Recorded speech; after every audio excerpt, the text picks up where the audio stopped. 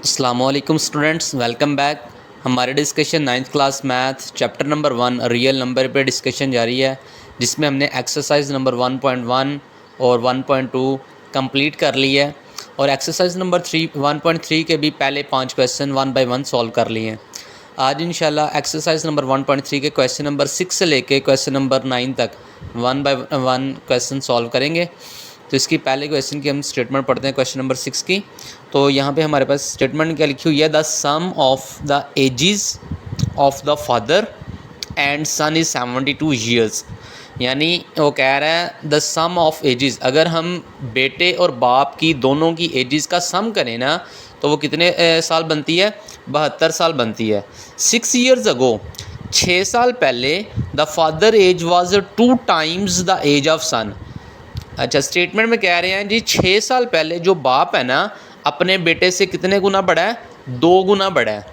ठीक है, for example मिसाल के तौर पे अगर बेटा 20 साल है तो 2 गुना उसका कितना होगा, यानी 40 साल उसका बाप है। ठीक है, यानी 2 गुना का मतलब क्या है, अगर बेटे की उम्र 20 साल है तो बाप की उम्र फिर कितनी होगी, 40 साल। 2 गुना 6 साल पहले। अब देखिए हमने फाइंड करना what was the son's age 6 years ago. हमने ये फाइंड आउट करना है कि सन्स एज यानी बेटे की उम्र 6 साल पहले कितनी थी। ठीक है, यानी अगेन एक दफ़ा स्टेटमेंट देखा, the sum of the ages of father and son is 72 years. अगर हम बेटे और बाप दोनों की एजेस का सम करें कितना होता है, 72 ईयर्स। 6 साल पहले जो बाप है अपने बेटे से कितने गुना बड़ा है, 2 गुना बड़ा है। तो हमने फाइंड आउट क्या करना है, सन्स एज। तो इसका डेटा हम लिखते हैं जो हमारे पास गिवन है। फ़र्ज़ किया हमें नहीं पता कि उसके बाप की उम्र क्या है या बेटे की उम्र क्या है, तो हम क्या करेंगे, फ़र्ज़ करेंगे let the father age is X. ठीक है, हमने फ़र्ज़ किया जो बाप की उम्र क्या है हमारे पास x है, तो लेट द सन्स एज क्या है हमारे पास y। तो फ़र्ज़ किया जो हमारे पास बेटा है ना उसकी उम्र क्या है, y है। तो हमें स्टेटमेंट के अंदर ही दिया हुआ है, देखो क्या लिखा हुआ है, the sum of the ages of father and son is 72 years.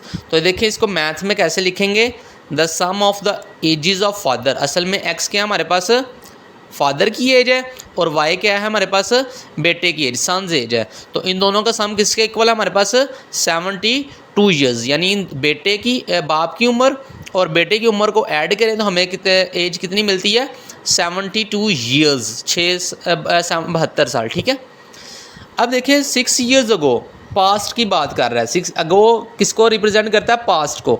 जब भी माजी की बात होती है तो हम क्या लिखते हैं, हमारे पास साथ माइनस लिखते हैं। तो देखिए जो बाप है ना उसकी उम्र, फादर्स एज कितनी होगी, x माइनस 6। यानी हम माइनस क्यों कर रहे हैं, क्योंकि हम पिछले ज़माने की बात कर रहे हैं।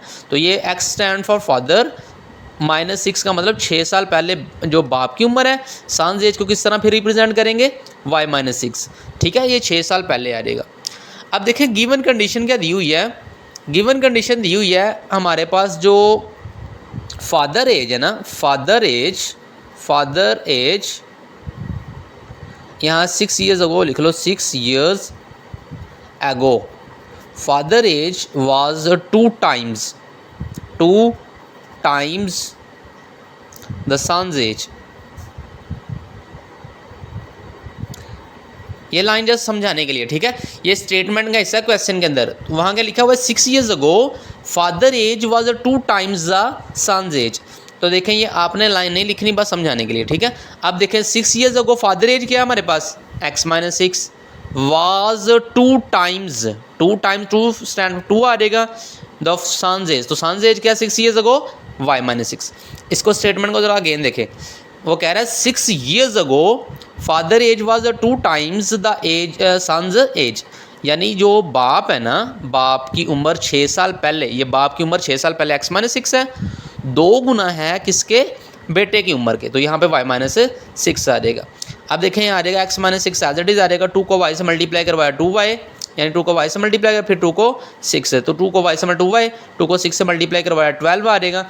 अब देखिए हमने वेरिएबल्स को अलग कर लिया, तो ये देखिए 2y इस साइड पे इक्वल के इस साइड पे आगे माइनस हो जाएगा, तो यहाँ पे माइनस कर दिया, और हमने 6 को इधर भेज दिया तो ये क्या हो जाएगा, +6, यानी -6 है ना, इधर जाके हो जाएगा +6 हो जाएगा। तो x minus 2 age it is, तो -12 प्लस कितना हो जाएगा, -6। ठीक है, इसे हमने इक्वेशन नंबर क्या कह दिया, 2।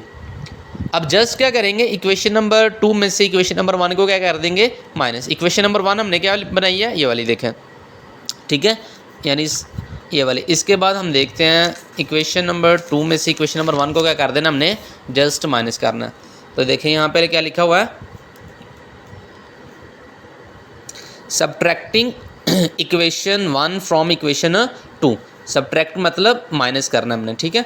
तो देखें ये क्या, कौन सी इक्वेशन लिखी हुई है, इक्वेशन नंबर 2 लिखा हुआ है, और ये इक्वेशन नंबर क्या लिखी हुई है, 1। तो हमने जस्ट क्या करना है, इक्वेशन नंबर 2 में से इक्वेशन नंबर 1 को क्या कर देना है, माइनस, ताकि हमने कोई ना कोई वैल्यू मिल जाए। अब देखें यहाँ पे ये प्लस का x माइनस का x, अच्छा यहाँ पे हमारे पास ये इक्वेशन 1 थी, तो जब भी माइनस करते हैं तो प्लस वाले साइन किस में कन्वर्ट हो जाते हैं, माइनस में। तो ये प्लस क्या हो जाएगा, माइनस, ये भी प्लस था क्या हो जाएगा, माइनस, ये भी प्लस था तो क्या हो जाएगा, माइनस हो जाएगा। क्योंकि जिनके साथ कोई साइन है तो उनके साथ क्या होता है, प्लस, इसलिए यहाँ पे 72 के साथ प्लस लिखा हुआ है। तो ये माइनस, ये देखें, ये प्लस का x माइनस का कट गए, ये -2y है, ये -1y है, तो -2y -1y कितना हो जाएगा, -3y हो जाएगा। -6 -72 कितना हो जाएगा, -78 हो जाएगा। तो देखें यहाँ पे -3 मल्टीप्लाई हो रहा है, इक्वल के इस साइड पे आके डिवाइड हो जाएगा, माइनस माइनस से कट जाएगा, 72 8 को 3 से डिवाइड करवाएं कितना आ जाएगा, 26। ये हमारे पास किसकी उम्र आई है, एज आई है बेटे की, लेकिन ये हमने तो फाइंड करनी थी 6 ईयर्स अगो बेटे की एज, लेकिन ये अब की बात कर रहा है, ठीक है। तो सन्स की 6 ईयर्स अगो हम एज पहले फाइंड करते हैं।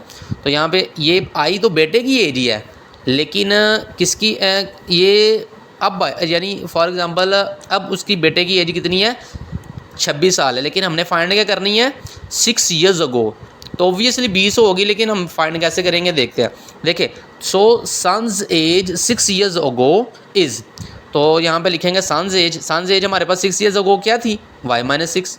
तो यहाँ पे y-6 लिखा, y की वैल्यू क्या है, ये हमारे पास 26, तो 26 में से 6 माइनस करेंगे कितना आ जाएगा, 20 ईयर्स, ठीक है। तो होप है, आई होप के समझ आ गई। इसके बाद क्वेश्चन नंबर 7 है, आगे हमारे पास है, Mirha bought a toy for ₹1500। Mirha ने एक टॉय खरीदा है 1500 का, ठीक है, एंड सोल्ड फॉर ₹1520, यानी 1520 का उसने क्या कर दिया, बेच दिया। What was her profit percentage, यानी उससे कितना नफ़ा फ़ीसद हासिल हुआ है, मतलब यानी आपने देखा होगा कई शॉप्स के ऊपर के 50% ऑफ, 20% ऑफ, असल में उसमें उन्होंने नफ़ा फ़ीसद लिखा होता है, ठीक है। तो यहाँ पे देखा, what was her profit percentage, उससे कितना नफ़ा हुआ है, 10% नफ़ा हुआ है, 5% नफ़ा हुआ है, या 15%, जितने भी हमने ये फाइंड आउट करना है। देखिए, cost price of toy, cost price किसे कहते हैं, कीमतें ख़रीद को, यानी उसने कितने में ख़रीदा है, 1500 का ख़रीदा है। And selling price of toy कितना है, यानी उसने बेचा कितने का, 1520 का। तो हमने क्या फाइंड आउट करना है, इसका पहले तो प्रॉफिट फाइंड करेंगे, फिर प्रॉफिट परसेंटेज, क्योंकि प्रॉफिट परसेंटेज फाइंड करने से पहले हमारे पास क्या होना चाहिए, प्रॉफिट होगा, तभी उसके अंदर हम वैल्यूज पुट कर सकते हैं, ठीक है। तो इसके बाद हमारे पास आ जाएगा, ये देखें प्रॉफिट, इसका हम पहले क्या फाइंड आउट करेंगे, प्रॉफिट। तो प्रॉफिट फाइंड करने का फार्मूला जस्ट सिंपल सा क्या है, देखिए, सेलिंग प्राइस में से कॉस्ट प्राइस को क्या कर देंगे, माइनस, यानी कीमतें फ़रोख्त में से कीमतें खरीद को क्या कर देंगे, माइनस। तो 1520 यानी सेलिंग प्राइस है, कॉस्ट प्राइस कितनी है, 1500, तो कितना आ जाएगा, 20। ये तो वैसे भी पता चल रहा था, यानी उसने 1500 का लिया, 1520 का बेच दिया, तो 20 रुपये उसे क्या हुआ है, फ़ायदा हुआ है। लेकिन आपने बाकायदा फार्मूला लगा के फाइंड करना, ठीक है। तो हमने फाइंड, लेकिन हमने करना क्या था, प्रॉफिट परसेंटेज। तो प्रॉफिट परसेंटेज का फार्मूला क्या था हमारे पास, प्रॉफिट परसेंटेज, ये परसेंटेज का साइन है, उर्दू में से कहते हैं फ़ीसद। तो profit multiply by 100 divided by cost price, ठीक है। तो यहाँ पे लिखा प्रॉफिट कितना हुआ था हमारे पास, 20, यहाँ पे लिखा है ना, ये प्रॉफिट कितना आया था हमारे पास, 20, ये इसलिए हमने पहले ये फाइंड किया है। मल्टीप्लाई बाय 100, कॉस्ट प्राइस कितनी है इसकी, कीमतें ख़रीद कितनी है, 1500, ठीक है। तो 20 को 100 से मल्टीप्लाई करवाया तो 2000 आ जाएगा, डिवाइडेड बाय 15, और साथ ये फ़ीसद का निशान आ जाएगा परसेंटेज का, ठीक है। तो 2000 को हम डिवाइड करेंगे 1500 से, तो ये आ जाएगा 1.333। पॉइंट के बाद 4 वैल्यूज़ लिख लो या 3 वैल्यू लिख लो, तो एक ही बात है, ठीक है। तो ये इसका क्या है, आंसर है। इसके बाद हमारे पास क्वेश्चन नंबर 8 है। क्वेश्चन नंबर 8 की स्टेटमेंट है हमारे पास, the annual income of Tayyab is 960,000 यानी 9,60,000 एनुअल इनकम है, साल की इनकम। यानी तैयब एक साल के अंदर कितने कमाता है? 9,60,000 उसकी क्या है? इनकम है। ठीक है।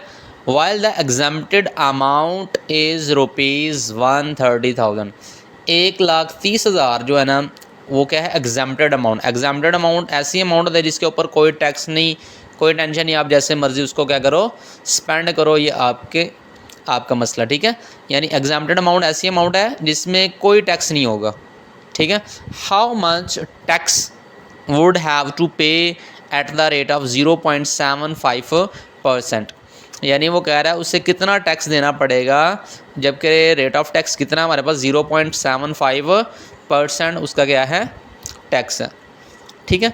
तो यहाँ से हम इसका सोल्यूशन फाइंड आउट करते हैं। इसका डेटा हमारे पास क्या है? एनुअल इनकम ऑफ तैयब कितनी है हमारे पास? 960,000, 9,60,000 उसकी क्या है? एनुअल इनकम है। तो इसके बाद एग्जाम्प्टेड अमाउंट मीन ऐसी अमाउंट जिसके ऊपर कोई टैक्स नहीं, वो कितनी है? 1,30,000, 130,000। ठीक है। तो यहाँ पे हमारे पास आ जाएगा टैक्सेबल अमाउंट फिर कितना होगा? यानी ये तो एग्जाम्प्टेड अमाउंट यानी माइनस करना पड़ेगा ना, इसके ऊपर तो कोई टैक्स बनेगा ही नहीं। एग्जाम्प्टेड अमाउंट मीन जिनके ऊपर कोई टैक्स वगैरह नहीं, कोई टेंशन नहीं, आप जैसे मर्जी उसको स्पेंड करो। ठीक है। तो यहाँ पे 130,000 एज इट इज़ आ जाएगा।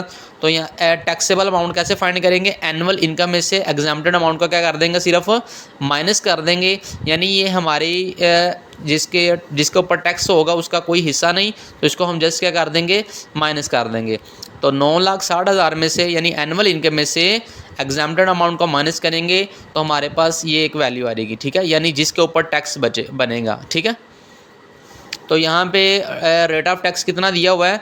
0.75% उसका टैक्स दिया हुआ कि भाई इतना रेट है टैक्स का। ठीक है। तो यहाँ पे अमाउंट ऑफ टैक्स कैसे फाइंड करेंगे? जस्ट टैक्सेबल अमाउंट को मल्टीप्लाई कर देंगे रेट ऑफ टैक्स है। टैक्सेबल अमाउंट कितनी आई थी हमारे पास? 830,000 और रेट ऑफ टैक्स कितना दिया हुआ? 0.75%।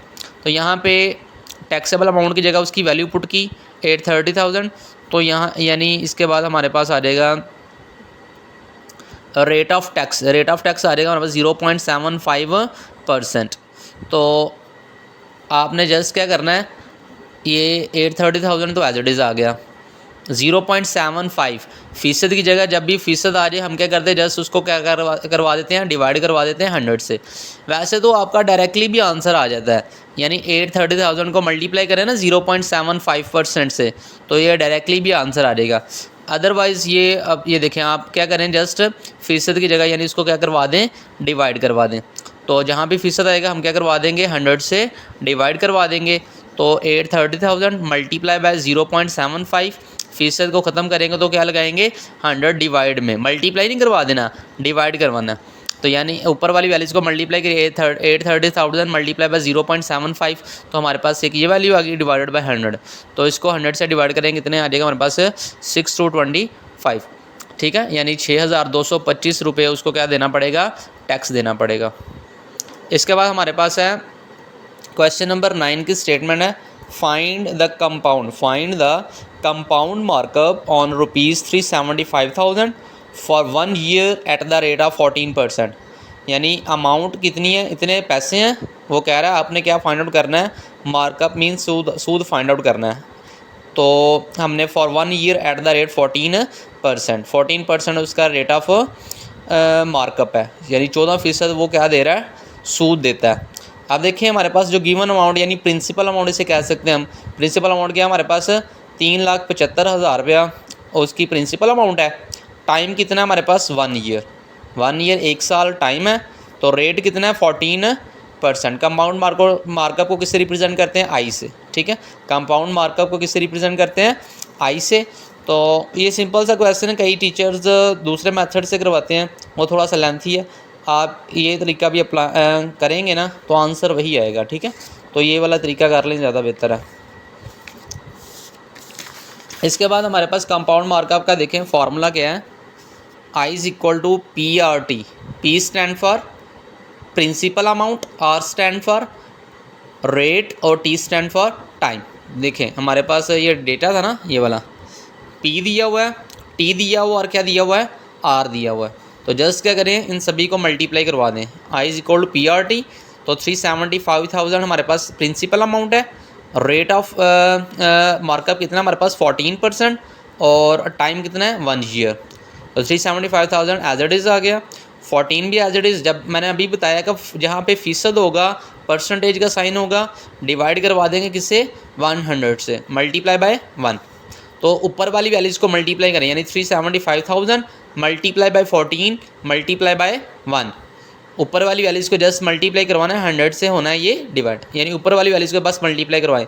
375,000 मल्टीप्लाई बाय 14 मल्टीप्लाई बाय 1, तो ये वैल्यू आ जाएगी। डिवाइड बाय 100 वाला, यानी 100 एज इट इज़ आ गया। अब इस वैल्यू को इस वैल्यू से डिवाइड करवाएंगे, यानी 100 से डिवाइड करवाएंगे तो हमारे पास क्या आ जाएगा, ये आंसर आ जाएगा। ठीक है। अच्छा बच्चों, आज के लिए इतना ही। अगर आपको आज की वीडियो अच्छी लगी है तो अपने क्लास वालों के अंदर भी शेयर करें ताकि वो भी इससे मुस्तफ़ीद हो सकें। ओके, अल्लाह हाफ़िज़।